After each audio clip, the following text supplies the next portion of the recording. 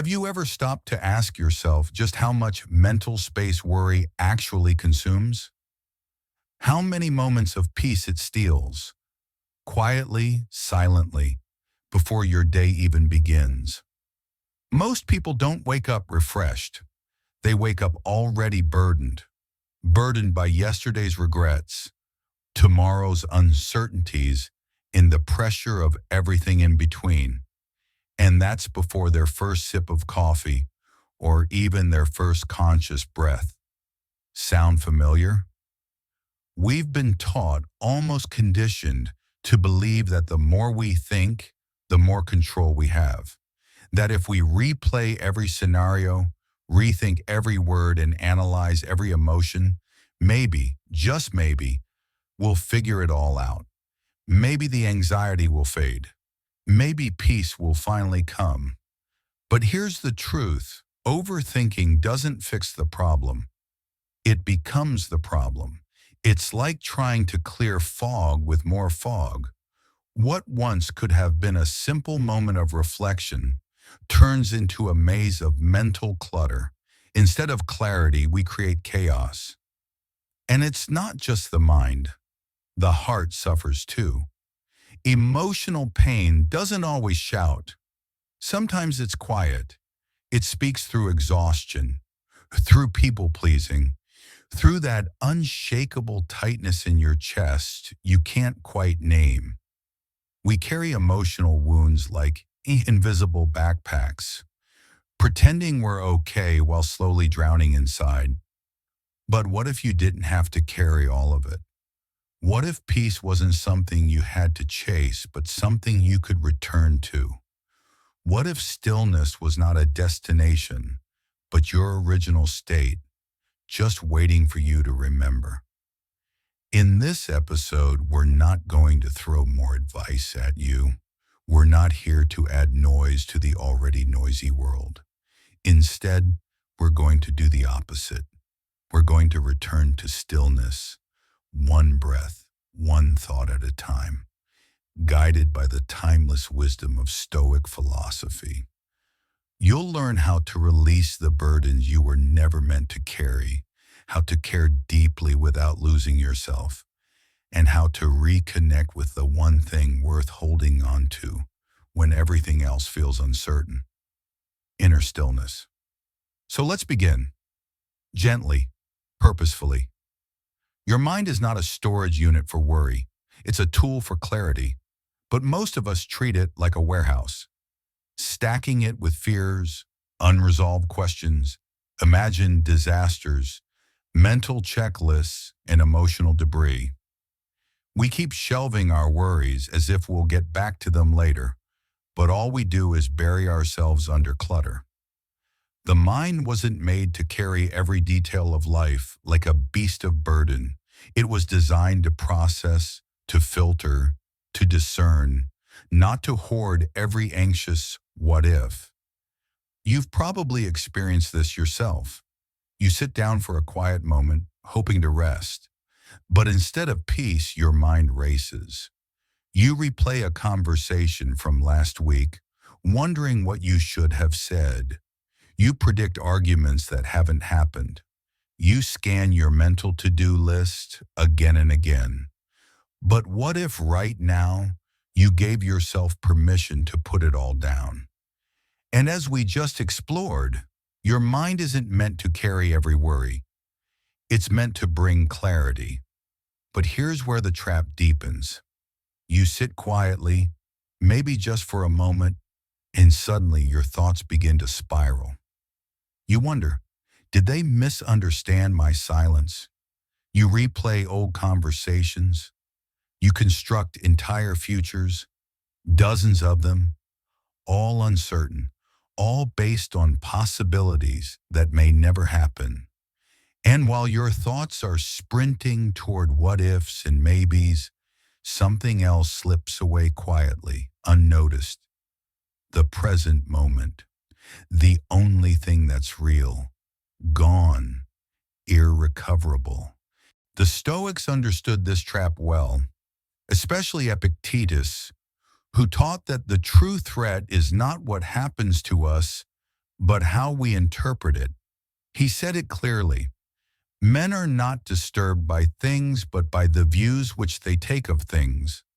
That view, your perspective, is shaped in the mind. It's the lens you're looking through, often without realizing it. But what happens when that lens is fogged up with fear, guilt, regret, or overthinking? You already know. Everything gets distorted. Suddenly, a minor issue feels like a catastrophe. A passing comment turns into a personal attack. A single delay becomes a symbol of failure. But let's be clear, the problem isn't that you're thinking. The problem is mistaking thought for truth and worry for wisdom. The mind, like any powerful tool, must be used wisely. It's like a knife, like fire, like breath. When sharp and focused, it slices through confusion. It helps you make decisions that align with your values. It gives you vision. But when it's dull, worn down by overuse, by constant worry, comparison, and reactivity, it becomes harmful. It turns inward. And instead of cutting through problems, it starts cutting into you. So what can you do when that happens? First, observe. Just watch your thoughts. Don't judge them. Don't try to shut them down. Don't label them as good or bad. Simply ask, is this thought useful? Is this thought even mine? Or did it come from someone else's fear or expectation? Does this bring me closer to peace or push me deeper into panic? These simple questions are powerful because in asking them, you're no longer caught in the storm. You're standing at the center of it. You're no longer the thought, you're the thinker. And here's another practice. Simple but transformational. Write. Take just 5 minutes each morning. No agenda, no pressure. Just empty your mind onto paper. It's not about solving anything. It's about clearing space. Think of it like sweeping your mental floor before the day begins. You wouldn't walk into your home and leave yesterday's mess all over the place, would you? Then why do that with your mind? Because here's the truth. Clarity doesn't come from stacking more thoughts. It comes from letting go of the ones that don't belong. And perhaps the most important shift of all, stop idolizing worry. Stop confusing it with responsibility. We've been taught that worrying is how we show we care, that if we suffer in advance, we're somehow more prepared, that if we carry every potential problem in our head, we're being wise. But that's not wisdom, that's torment. Worry is not protection, it's just imagination, used against you. So now ask yourself, what are you holding on to that's holding you back? Let's continue. In the next part, we'll explore how to care deeply without losing yourself in the process. So as we said before, worry isn't wisdom, it's imagination turned against you. And now we take that one step further. Worry is also energy spent on a future that may never even come. You see, true responsibility isn't overthinking. It's presence. It's not spiraling in silence behind the scenes, running through mental rehearsals of every possible disaster. It's showing up fully in this moment with clarity and intention. Your mind at its best is your most powerful ally, but left unchecked, it becomes your most subtle saboteur. That's why how you use your mind matters more than how much you use it. Use it wisely. Sharpen it with truth, not speculation. Clear it often, just like you would clean a workspace before starting something important. Because your peace doesn't come from thinking more. It comes from thinking clearly. Now let's go deeper. Most worries are simply mismanaged attention. Worry has a clever disguise. It often pretends to be care. It It shows up with a mask of responsibility, whispering, "I'm just trying to prepare," or "I'm being realistic." But take a closer look. Are you really preparing, or are you spiraling? Most of the time, you're not building a plan, you're feeding a fear. You're watering a thought that doesn't serve you. And just like any plant you give enough water and light to, it grows. That's the danger. The problem isn't always the situation you're thinking about. The real problem is how you're relating to it. Where your attention goes, your energy flows. And whatever you nurture in your mind grows. You've heard the phrase, "what you water grows." It's not just about dreams and goals. It's just as true for doubts, anxieties, and the endless what ifs.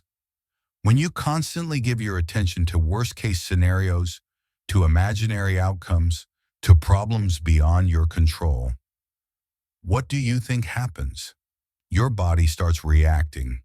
Your nervous system, unable to tell the difference between real and imagined danger, goes on high alert. Your chest tightens, your heart races, you're suddenly fighting a battle that doesn't even exist, except in your mind. This is how mismanaged attention becomes emotional suffering. But the Stoics knew better. In Stoic philosophy, attention is not passive, it's power. Marcus Aurelius reminded himself of this daily. He would write over and over, "Bring the mind back to the present." And there's a reason he wrote this, not once but dozens of times. He understood that the most peaceful place isn't somewhere far away. It's not in the perfect future. It's not in the absence of problems. It's in your soul, when your attention is aligned with what you can actually control. He said, "Nowhere can man find a quieter or more untroubled retreat than in his own soul." But that retreat only exists if you stop chasing shadows, the ones cast by the future and the ones lingering from the past. Because when your attention is scattered, so is your peace. You bounce between past regrets and future fears. You start thinking everything must be solved and solved immediately. And the weight of all that urgency, it crushes your calm. It buries your presence. So now ask yourself, where is my attention right now? What am I watering with my focus? In the next section, we'll explore how to bring your attention back and what happens when you choose to stay rooted in the now. So when your peace feels scattered, when your mind races in every direction, remember what we just discussed. Your attention is your power. And now let's take it a step further, because not everything in life deserves your mental energy. Some thoughts don't need to be solved. They need to be felt and released. Others, they just need to be seen and left alone, like a car passing on a road. And many, in fact, most, simply need to be ignored, so your attention can return to what actually matters. Your presence, your actions, your breath.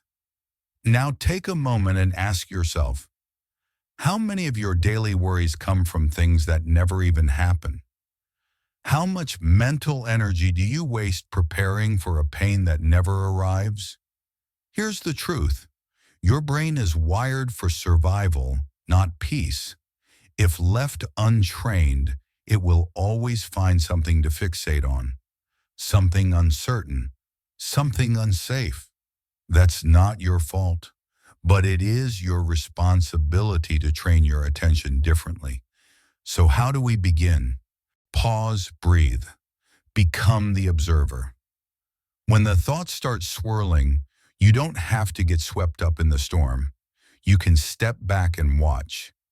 Ask yourself, is this thought about something I can actually do something about right now?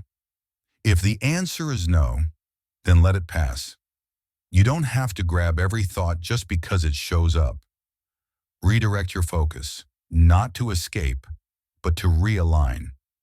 Instead of sitting still in that loop of worry, move your body. Go for a short walk. Write something down.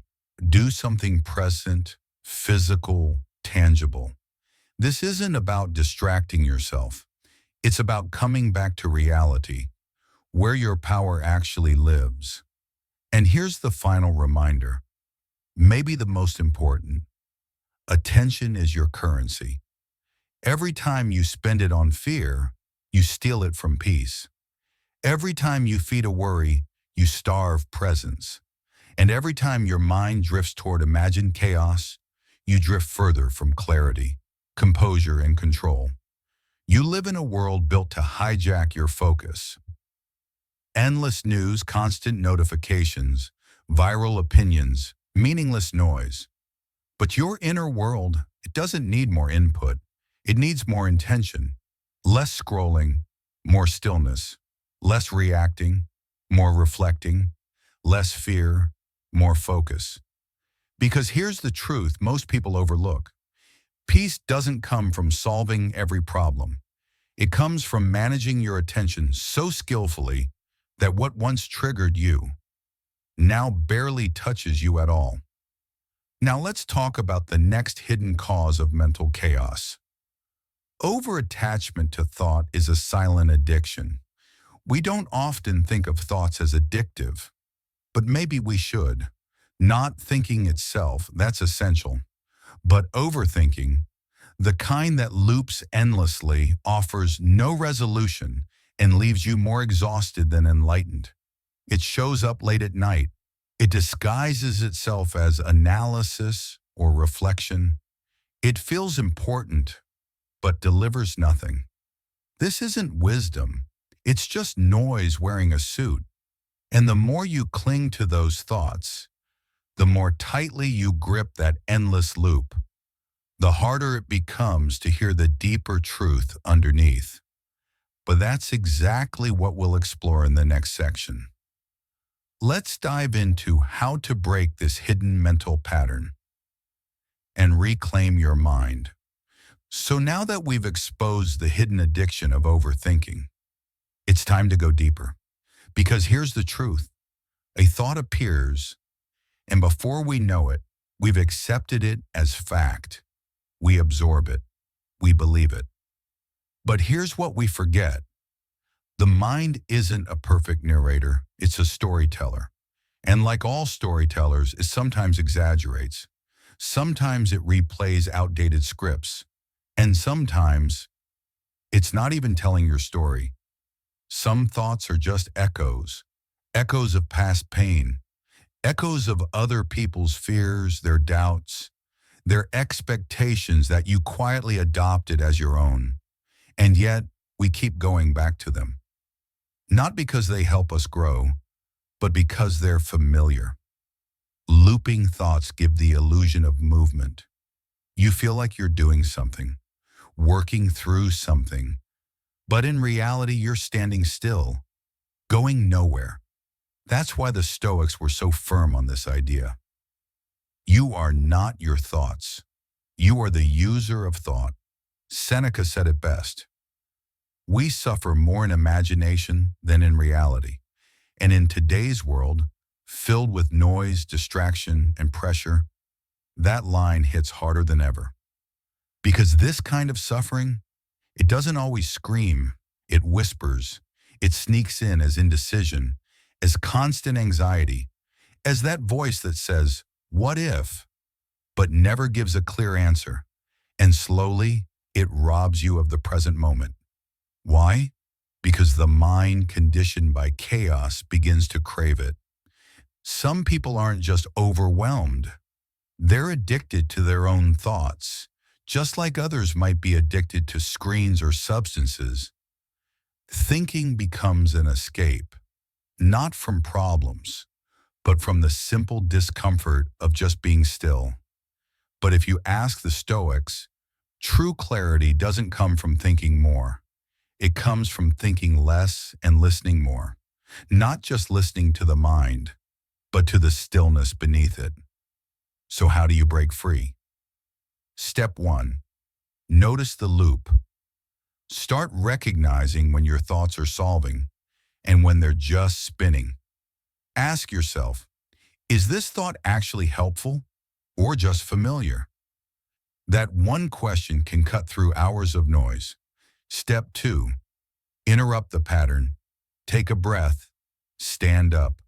Go for a walk. Say it out loud. I don't need to think about this right now. It might feel strange the first few times, but trust me, those words are powerful.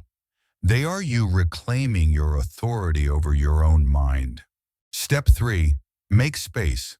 Silence isn't just peaceful, it's transformative. Build small moments of quiet into your day. You don't have to sit cross-legged for hours. Even 2 minutes of intentional stillness, no phone, no music, no talking, can change everything. Because meditation isn't about controlling the mind.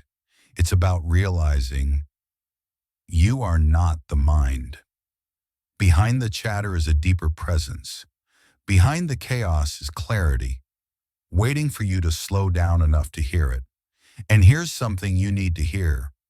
If you find yourself looping again, forgive yourself. It doesn't mean you're failing. It doesn't mean you're broken. It simply means you're human. But here's the beauty of being human. You can choose. You can choose to let thoughts pass like clouds, instead of turning them into storms. Once you begin to break free from the loops of thought, a new challenge appears, one that often feels even more powerful. Emotions. They don't just speak, they roar. They shape the tone of your day, the way you speak, how you act. Unless you remember one thing, you are not your emotions. You're the one who observes them. There's always a brief moment, often so quiet, so subtle, just before the emotional wave rises. Maybe it's anger tightening your chest like a vice. Maybe it's sadness sinking into your posture, pulling your shoulders down, or fear creeping up, making it harder to breathe. And in that small space, in that fraction of a second, you have a choice. Will I become the emotion, or will I witness it? Most people never pause long enough to even realize that choice exists. They say things like, I am angry, or I am anxious, as if those feelings are their permanent identity. But let me tell you the truth. You are not your anger. You are not your sadness. You are not your fear. You are the one who notices, the one who feels, the one who remains when the emotion passes. Because that's the thing, emotions do pass. They're like weather, unpredictable, intense, sometimes beautiful, sometimes stormy. But they move, they shift, and they are not you. The real danger doesn't come from feeling an emotion. It comes from attaching to it, from confusing a momentary feeling with a lasting truth, from believing that because you feel unworthy, you are unworthy. Because you feel afraid, you must be weak. But those are just temporary waves. Who you are is the entire ocean beneath. The Stoics understood this deeply. Epictetus, in his discourses, taught that we are not disturbed by events, but by the judgments we form about them. And that includes our emotions. We judge anger as a loss of control. We judge sadness as weakness. We judge fear as failure. But in reality, those emotions are messages, not definitions. They are data, not destiny. You don't need to suppress your emotions. That's not the Stoic way. The Stoic response is to stand alongside the emotion and ask, what is this feeling trying to show me? Is it warning me, or is it tricking me? Is it guiding me, or is it keeping me stuck? You can feel deeply without losing your direction. You can care fully without crumbling. Because real strength is not emotional numbness, it's emotional clarity. It's having the awareness to say, I see this emotion, I welcome it, but I am not it. You can be kind to yourself and still hold yourself to a higher standard. You can acknowledge how you feel without letting it drive your life. Emotional mastery isn't about turning off the feelings. It's about turning on your awareness and choosing which voices get the final say. Once you understand that emotions aren't your identity, the next step is learning to observe them without judgment, to sit with them instead of running. Picture this. You're sitting quietly beside a river. Each emotion that rises, fear, joy, sadness, frustration, is like a leaf floating downstream. Some rush by quickly, others spin and linger in the current. Some stir up the water, making it cloudy. But you are not the river. You are not the leaf. You are the one watching, still, calm, present. This is emotional clarity. But let's be honest, it doesn't come easy. It's not something we're taught in school or even in most homes. It's a skill, one that requires intentional training. It means checking in with yourself before you let your mouth speak or your body act. It means inserting a pause between what happens and what you make it mean. It means giving yourself space between the trigger and the story you usually tell. And yes, it's hard. It takes real courage to be still, because silence can feel scary. It's where your pain echoes loudest. But here's a powerful truth.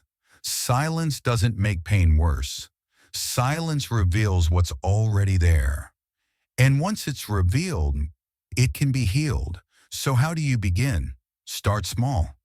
The next time a powerful emotion swells in your chest, don't fight it. Don't try to outthink it or bury it beneath distractions. Instead, do this. Name it, feel it, let it be. Say to yourself, I feel anger rising. I sense sadness taking space. I notice fear creeping in. This simple act of naming it creates space. And in that space lies your power. Because the moment you observe the emotion instead of becoming it, you remember, you are not your anger. You are the awareness behind it. You are not your sadness. You are the stillness it flows through. You are not your fear. You are the breath that stays when fear fades. And that awareness, calm, eternal, grounded, is who you've always been. Not the noise, not the storm, but the one who watches the weather and waits for the sky to clear. Which brings us to the next essential truth on this journey of inner peace. And when pain lingers, it begins to distort everything, even your sense of what's possible. You start expecting pain as if it's your default setting. You hesitate to feel joy because joy feels fragile. You stop hoping because hope feels like a setup for disappointment. But let me remind you, that's not you. That's the pain talking. The Stoics understood this well. They didn't try to erase pain from life. They knew that suffering is part of the human condition. What they aimed to do was far more powerful. They sought to master their response to pain. Marcus Aurelius once wrote, if you are distressed by anything external, the pain is not due to the thing itself, but to your estimate of it. And this you have the power to revoke at any moment. Let that sink in. This isn't about pretending pain doesn't exist. It's not about denial or toxic positivity. It's about reclaiming your role as the author of your inner world, even when life feels heavy. Because pain isn't always dramatic or loud. Sometimes it's quiet, a dull ache, a tired heaviness, the weight you carry for no clear reason. It becomes background noise, humming just low enough that you stop noticing it, but it colors everything. That's when pain becomes most dangerous, when it becomes normal. You start rearranging your life to avoid being hurt again. You shrink your dreams. You lower your expectations. Not because they were too ambitious, but because you've been disappointed too many times. And slowly, you begin to disappear inside your own fear. So how do you break the cycle? First, acknowledge it. Don't bury it. Don't dress it up. Speak the pain. Write it out. Cry if you need to, but feel it fully without mistaking it for your identity. There's a huge difference between feeling pain and becoming it. Second, question it. Ask yourself, is this the truth or is this just pain talking? Is this belief that I'm unlovable, broken, unworthy actually real? Or did I absorb it during a moment of suffering that I never truly processed? You'd be amazed how many limiting beliefs we carry simply because we never took the time to ask where they came from. Pain speaks in absolutes, but you are allowed to challenge the narrative. Third, move. Not everything can be healed by thinking. Sometimes what your mind can't sort out, your body can release. Go for a walk, stretch, dance, breathe deeply, create something. Move your body less not to escape, but to remember. You are still here, still alive, still capable, still becoming. Because pain is a teacher. Yes, but like all teachers, it's meant to visit, not move in with you. And when it finally leaves what it taught you, resilience, clarity, empathy, that stays. That's the gift hidden inside the hurt. Pain may knock on your door, but it should never take up permanent residence in your soul. It can teach you, shape you, stretch you, but it should never become your landlord. You are allowed to outgrow your wounds. You are allowed to rebuild. You are allowed to become something greater than what tried to break you. So when pain stays longer than it should, don't argue with it, but don't obey it either. Recognize its voice, see through its tricks, and answer back with your own steady, resilient voice. This may be where I am, but it's not where I end. 6. Emotional pain doesn't heal by overthinking. It heals by surrender. There's a type of pain that no amount of analyzing can fix. No logic can untangle it. No timeline can rush it. And yet, we try. We lie awake replaying conversations. We dissect every word, every gesture.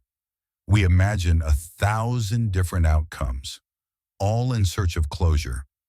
But none of it brings peace. Because emotional pain is not solved like a math problem. It's not a puzzle. It's a process. And the answer isn't found in more thinking. It's found in surrender. Now, surrender is often misunderstood. It's not weakness. It's not waving a white flag. And it's definitely not pretending it didn't matter.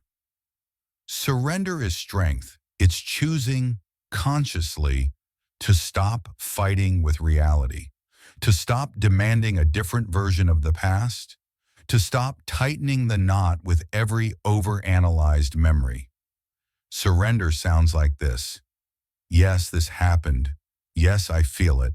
And no, I won't keep resisting it. Because what you resist persists. What you accept begins to transform. Think about heartbreak, about grief, about deep disappointments. These are not fixable problems. They're not puzzles waiting for the perfect piece. They are wounds that must be felt, not figured out. You cannot think your way out of a sorrow that was never meant to be solved. You cannot logic your way through pain that was meant to be held, not answered. Some aches speak the language of the soul, not the brain. And the soul doesn't need solutions, it needs presence. That's where most people go wrong. They try to fix sadness like it's a broken pipe. They try to rush grief like it's a late train. But grief is not broken. It's not late. It's sacred. Grief arrives in waves, not timelines. It doesn't ask you to understand, only to sit beside it. The more you resist it, the harder it becomes. The more you allow it, the more it softens.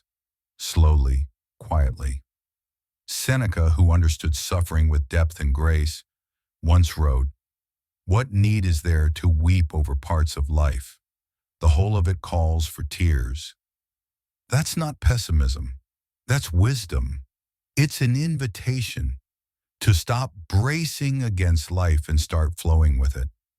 To let go of the constant analysis and embrace what your heart has been trying to say all along. You don't have to carry this alone. You only have to stop resisting it.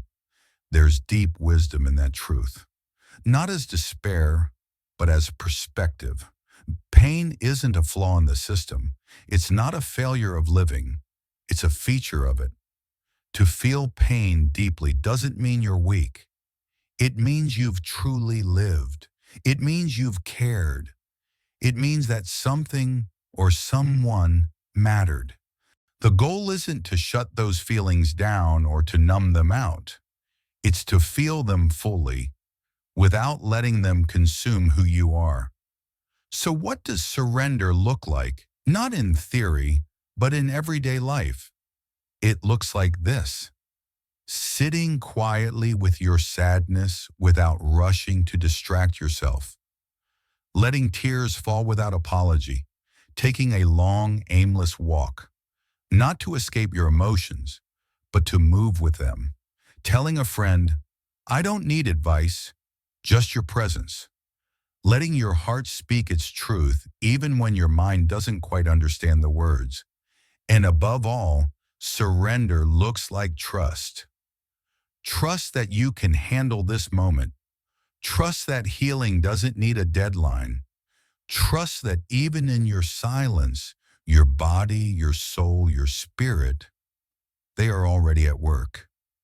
Healing is not a sprint. It's not linear. And it doesn't always come with clarity or closure.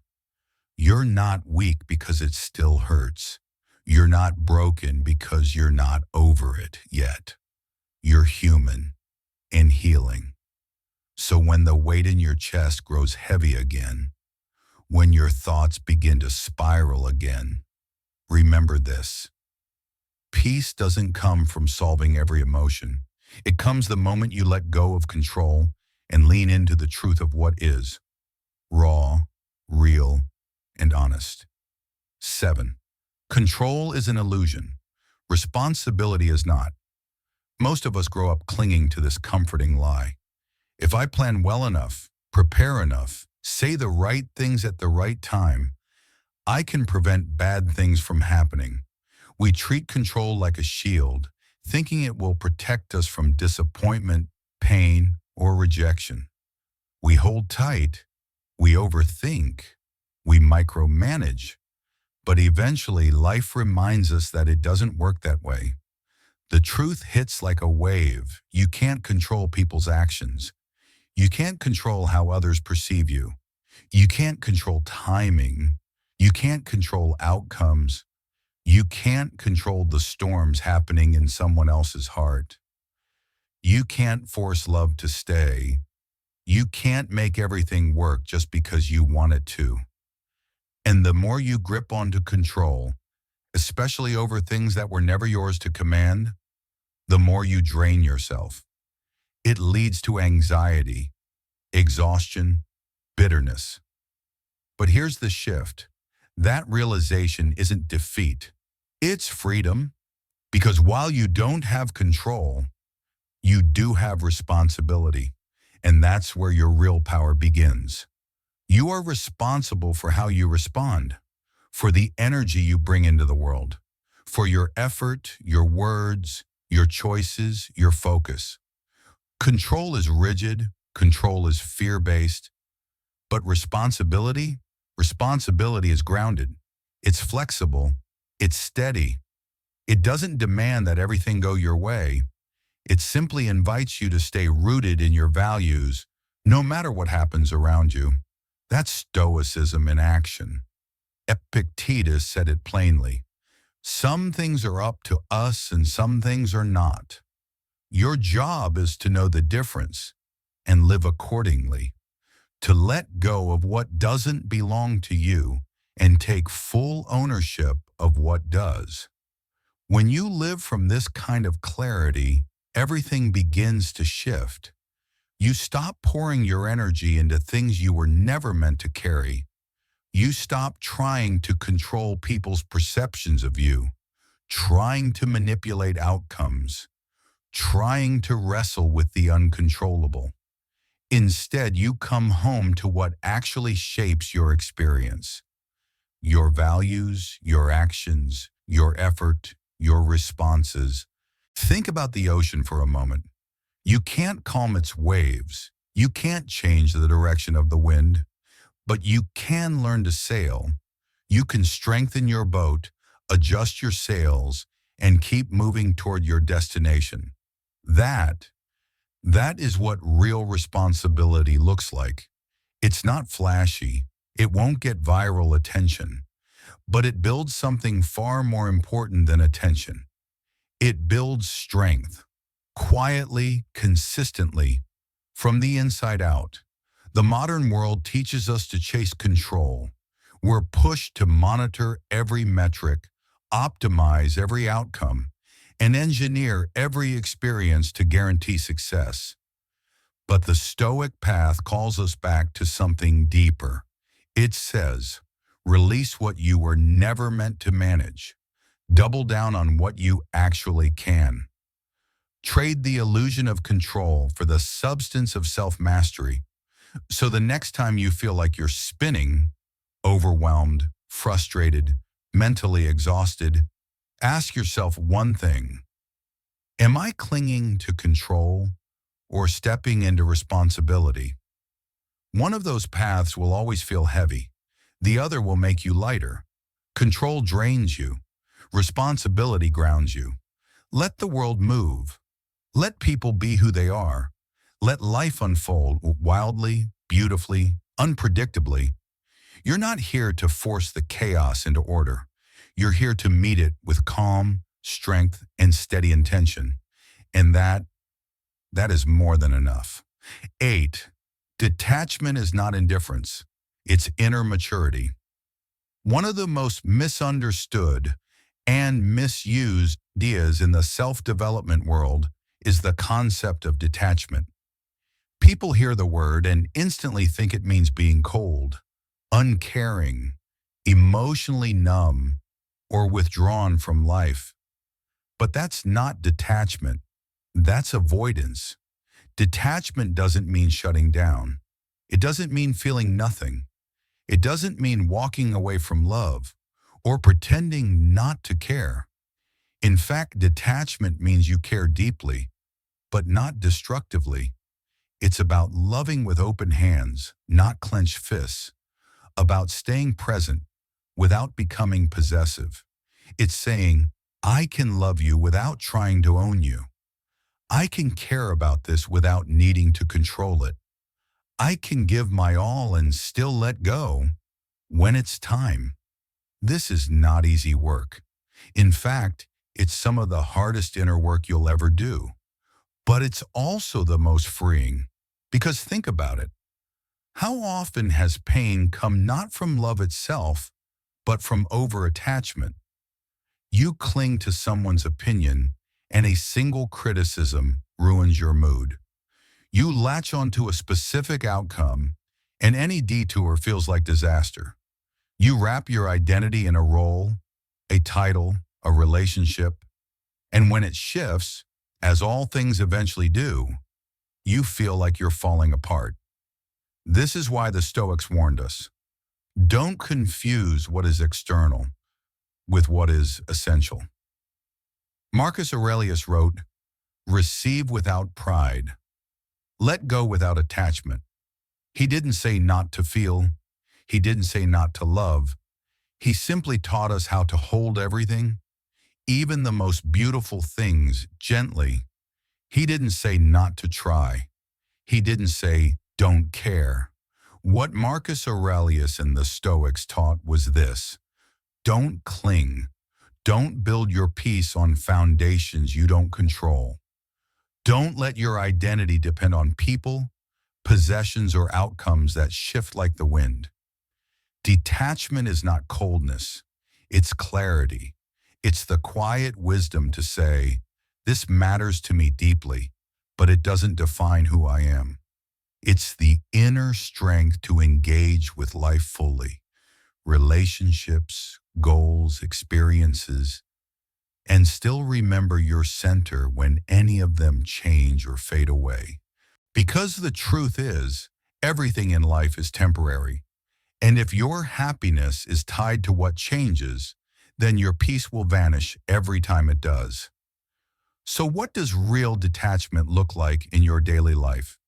It means holding space for both joy and sadness, for connection and solitude, for dreams and the reality that not all of them will come true. It means you stop chasing constant highs and start choosing solid ground. You don't panic when something ends because you never made it your entire identity. You let people be who they are, even when that means letting them go. And you meet every chapter, every outcome, not with grasping fear, but with quiet gratitude. It's easy to live attached. At first, it even feels safer until it doesn't. Until the thing you held too tightly slips through your fingers and you're left shattered because your sense of self was wrapped in something you couldn't keep. That's why detachment matters. Not to numb emotion, but to anchor it. To stand your ground even when life sways. To stay open-hearted even when life doesn't go as planned. To be kind, generous, loving, without losing yourself. So no, detachment is not indifference. Indifference says, I don't care. Detachment says, I care deeply and I release. And in that release, you don't lose your freedom. You find it. A freedom rooted not in controlling outcomes, but in aligning with your deepest self. 9. Stillness is a choice, not a circumstance. So many people think peace is something to find, as if it's hiding somewhere out there, just past the next success, the next vacation, the next relationship. We tell ourselves, I'll feel calm once the noise quiets down. I'll finally breathe easy once the pressure lifts. But that moment never really comes because the world doesn't slow down. It accelerates, it distracts, it pulls us in a dozen directions at once. And if you're always waiting for the world to give you peace, you'll be waiting forever. Stillness isn't something you discover. It's something you build. It's not about silence outside. It's about sovereignty inside. A clear space you return to again and again. The Stoics knew this better than anyone. They weren't writing their wisdom from mountaintops or quiet gardens. They lived through exile, war, betrayal, and chaos. Yet through it all, they cultivated something priceless: tranquility. When Marcus Aurelius wrote, "Nowhere can man find a quieter or more untroubled retreat than in his own soul," he wasn't offering poetry. He was offering practice. He was teaching us that calm is not circumstantial. It's deliberate. Stillness doesn't happen by accident. It's a discipline. It's the act of saying no when the world demands yes. It's setting boundaries when your energy is pulled in every direction. It's choosing to pause, to breathe, to turn inward, even when the world tries to pull you outward. It's stepping back when everything in you wants to react. It's the sacred pause before the reply, the deep breath before the words, the moment of watching before absorbing the noise. Stillness isn't about withdrawing from life. It's about engaging with life from a place of strength rather than reactivity. Because here's the reality. In today's world, the noise never stops. Notifications ding, opinions flood your screen, deadlines loom, ads flash, demands pile up. Everything is calling for your attention. Every moment, every direction. And each time you surrender to that noise without thinking, you're pulled a little further away from your center, away from your presence, away from your power. But true stillness, the kind the Stoics practiced, is like an anchor. It doesn't stop the waves, it doesn't control the storm, but it holds you steady in the middle of it. And here's what most people get wrong. Stillness doesn't require quitting your job. You don't need to live in a cabin in the woods or delete every app on your phone. You just need one thing: attention. Attention to how you speak to yourself. Attention to the energy you bring into each moment. Attention to the subtle signs that your peace has been hijacked by urgency. You know that feeling when everything feels urgent, important, demanding, but you can't quite breathe? That's your signal. So, the next time your day feels overwhelming, don't add more noise. Subtract. Step outside for 2 minutes. Leave your phone behind. Don't check it. Close your eyes. Breathe deeply. Listen. Then ask yourself, what do I actually need right now? Not what's expected, not what's urgent, what's essential. This is how stillness begins. Not with a perfect setting or silence around you, but with one brave decision, a choice to protect your energy, a choice to slow your pace, a choice to listen inward, even when the world is screaming outward. Because here's the truth: the world might never be quiet, but you can be. 10. Anchor yourself in the present. It's the only place pain can't pretend to be forever. The present moment, it's quiet. Almost too quiet for most people. It doesn't offer the excitement of the future or the comfort or chaos of the past. There's no drama, no daydream, no replay. That's why the mind avoids it, because the present moment demands something rare. That we be instead of analyze. That we feel instead of fantasize. That we live instead of rehearse. But here's the strange and beautiful truth. The present moment is the one place where pain loses its illusion of permanence. Think about it. When you're anxious, are you in danger? Number. You're imagining pain in the future. When you're ruminating, are you reliving something real? Number. You're rehearsing pain from the past. But right now, in this breath, in this exact second, you are just here, alive, breathing, whole enough to witness the moment. Not because everything is perfect, but because everything is actual. And here's the miracle. The mind can't spin endless stories in the face of what is real. The Stoics understood this deeply.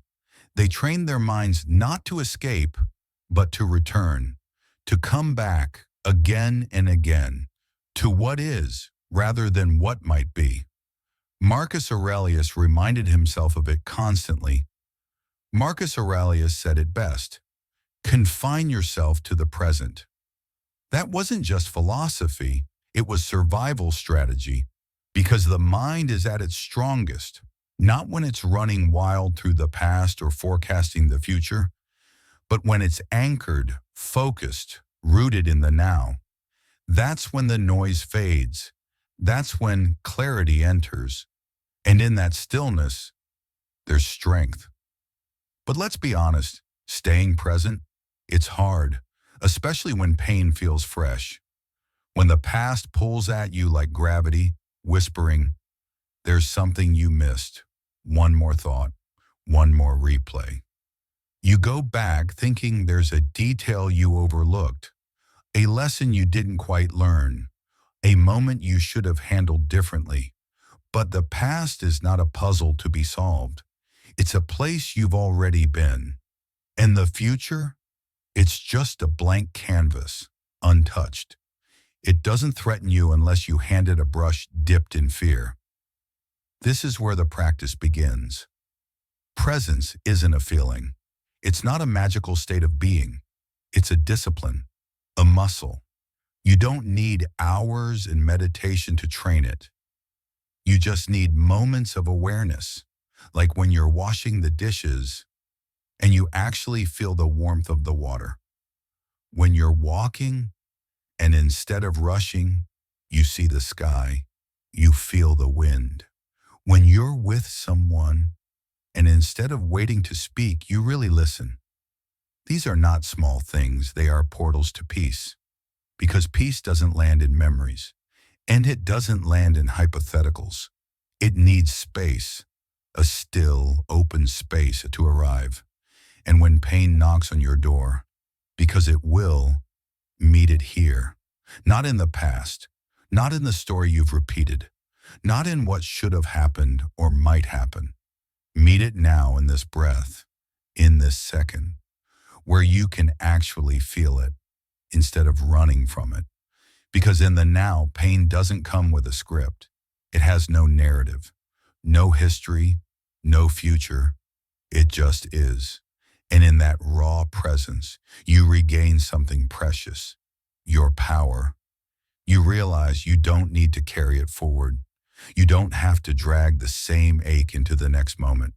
You can feel it fully, then release it. Because the now is not perfect, but it's real. And real is where healing finally begins. Don't let the temporary define the eternal. Emotions are intense. Experiences are overwhelming. And in the heat of the moment, it all feels like forever. The storm feels endless when you're standing in the middle of it. The heartbreak echoes like a sound you'll never silence. The failure feels permanent, like a stain that won't wash away. But that's the illusion, because time is a teacher, and pain, no matter how sharp, no matter how loud, it's still temporary. What lasts is not the storm, it's how you stood inside it. What becomes eternal isn't the pain, it's the character you built within the pain. And that's what we often forget. We all do it, don't we? Let fleeting emotions write permanent truths. We feel shame and then become shameful. We get rejected and decide we must be unworthy.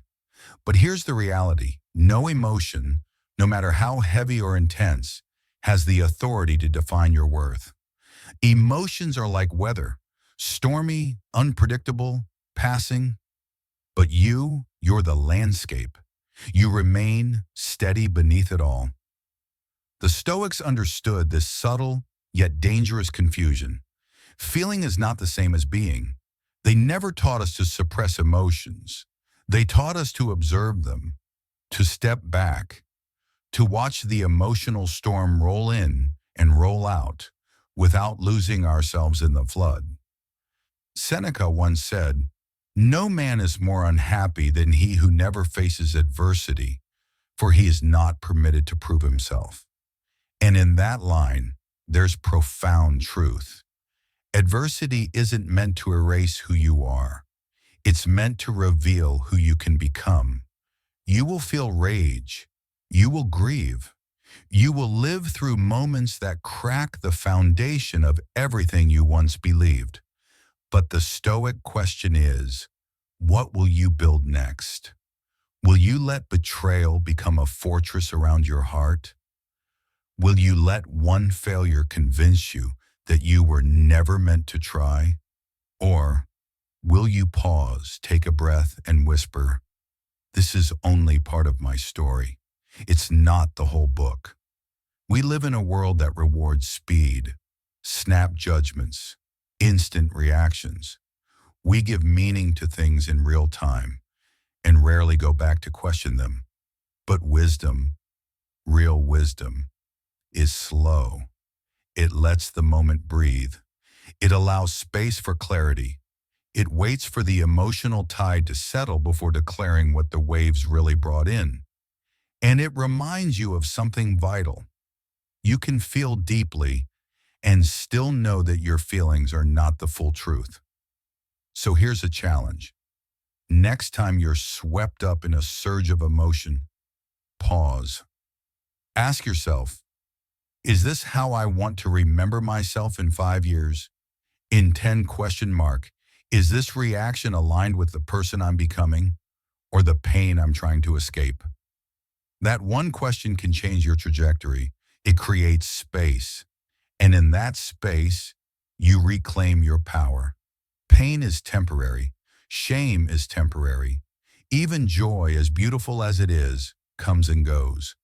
But the decisions you make in those moments, they shape your identity. They mold your future. You can't always choose what happens, but you can always choose what it means. So when you're tempted to let a bad day define your worth, when you're in a rough season and feel like giving up, pause, breathe, step back, and remind yourself the eternal isn't found in how you feel right now. It's forged by what you do next. Let go, not because you're weak, but because you're wise. There's a kind of strength that doesn't roar. It doesn't look like control. It doesn't always get applause, but it's powerful. It's the strength to release, and that's what we'll explore next. We're often told that letting go means surrender, that it means we've quit, given up, lost the fight. But what if it means the opposite? What if it takes more courage to walk away than to keep holding on? Not because you stopped caring, but because you finally started caring enough for yourself. Letting go is not defeat. It's a declaration, a quiet but powerful voice that says, I refuse to keep watering a dead plant. I refuse to fight battles that steal my peace. I refuse to carry a weight that was never mine in the first place. You see, the world often praises endurance. It applauds staying, fighting, fixing. But true strength isn't just in persistence. Sometimes it's in knowing when enough is enough. When holding on is no longer noble, it's self-destructive. The Stoics didn't celebrate unnecessary suffering. They didn't tell you to cling to what drains you. They taught freedom. They taught clarity. They taught that your inner stillness is more valuable than any illusion of control. Epictetus once wrote, freedom is the only worthy goal in life. And that freedom, it's not just political. It's not found in possessions or praise. It's found in your ability to let go of expectations, of outcomes, of attachments that no longer serve your growth. Letting go doesn't mean erasing love. It doesn't mean the time and effort didn't matter. It means you honor it, and then you honor yourself. You respect the season it belonged to and step into the next. Because here's a hard truth. Sometimes the people who once meant the world to you are no longer meant to walk with you into your future. Not because you stopped loving them, but because you've outgrown the version of yourself who needed them. That's not bitterness. That's wisdom. That's healing. It's knowing not every broken thing needs fixing. Not every ending needs rewriting. Some chapters close, not in anger, but in peace. But let's be honest.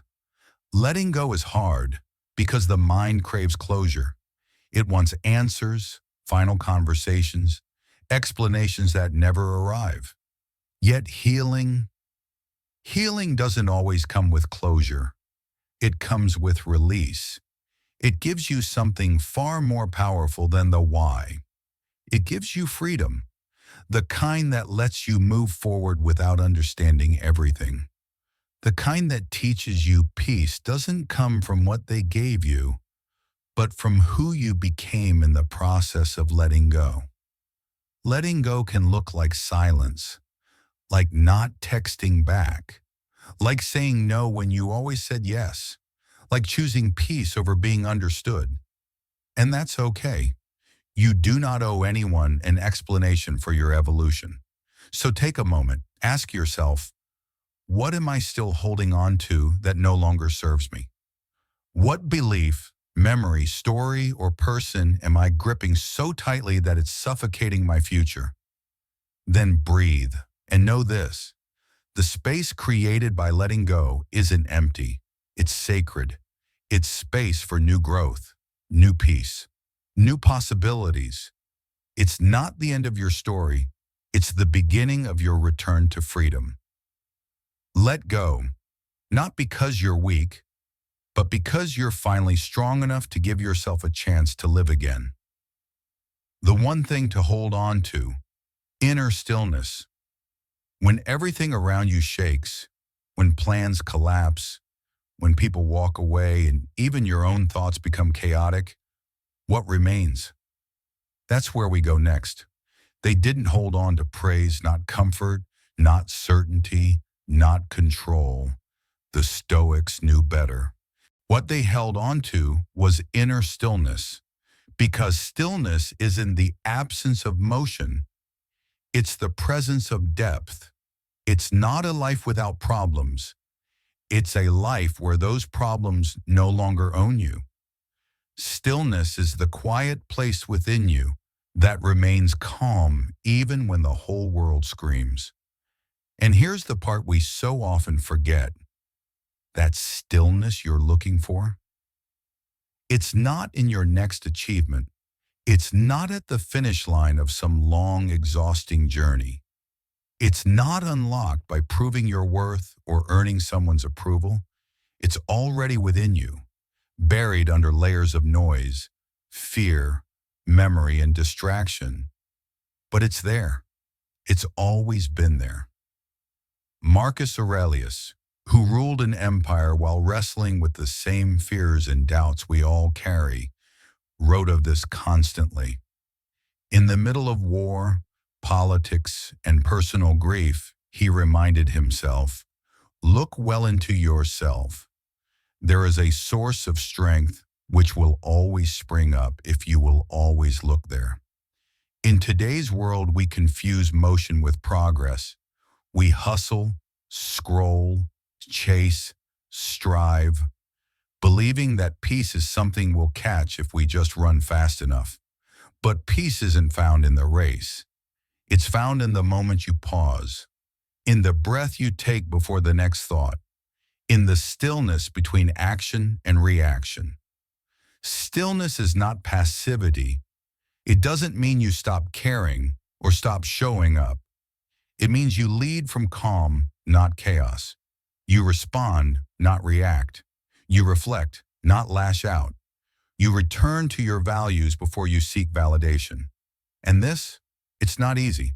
Stillness is a practice, a muscle you build slowly, deliberately. Some days you'll feel grounded, steady, clear. Other days you'll get lost in the noise again. But every time you return, every time you choose presence over panic, breath over blame, awareness over autopilot, you grow stronger. You retrain your nervous system to trust you. You build a home within yourself that the outside world can't destroy. So if today everything feels uncertain, if you're carrying weights that were never meant to be yours, if life is rushing and loud and overwhelming, come back. Come back to your breath, to your body, to this moment. Fix your posture. Lower your shoulders. Breathe slower. Feel the ground beneath you, the air surrounding you, the stillness within. You can't control the storm, but you can choose how you stand in it. And that choice, repeated, refined, remembered, becomes your true power. Hold on to that. Because when everything else fades, when titles disappear, when people leave, when plans fall apart, what remains? Your stillness. That's the part we often forget. We were never meant to carry everything. Not every fear, not every expectation, not every storm. Some things are meant to pass through you, not root themselves in you. Some weights only feel heavy because we refuse to let them go. Some battles were never ours to begin with and end the moment we decide our peace is worth more than our pride. The Stoics never promised a world without pain. They didn't deny the storms. They just taught us how to stand in them, grounded, clear, unshaken. Not because we hardened ourselves, but because we returned again and again to our inner stillness. So if your heart feels heavy, pause. If your mind feels crowded, step back. If your soul feels tired, listen. Then do what few are willing to do in this world full of noise. Choose stillness. Choose clarity. Choose the path of less resistance. Not out of weakness, but out of wisdom. And above all, return home. Not to a place, but to yourself. Because peace doesn't live out there. It lives in here, in the breath, in the pause, in the moment you remember. You were never lost, only distracted. Thank you for spending this time here. If this message gave you something, a breath, a shift, a moment of pause, share it with someone who may need that too. And remember, you are not alone on this path. There are others walking beside you, in stillness, in strength, in quiet power. Until next time, stay grounded, stay clear, stay present,